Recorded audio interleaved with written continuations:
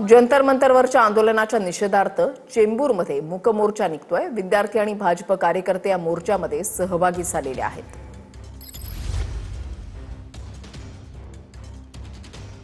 आमचे प्रतिनिधी मयुरेश आमच्या सोबत आहेत, अधिक माहिती जाणून घेणार आहोत। मयुरेश, हा मूक मोर्चा निघालेला आहे, कुठून कुठपर्यंत मोर्चा असेल आणि या मोर्चेकरांचं काय म्हणणं आहे?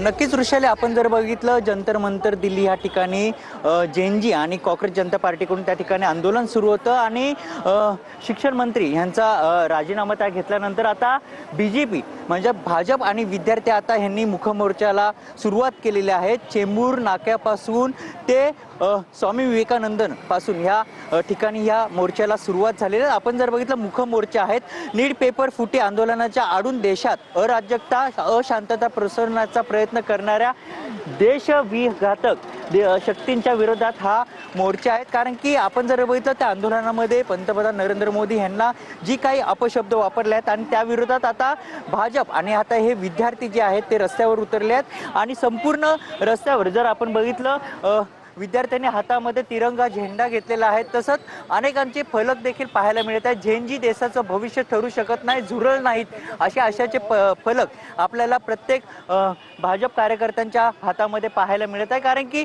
पंतप्रधान नरेंद्र मोदी यांना जे अपशब्द वापरलेले आहेत त्या अनुषंगाने आता हा नक्कीच धन्यवाद मयुरेश दिलेल्या सविस्तर माहितीसाठी।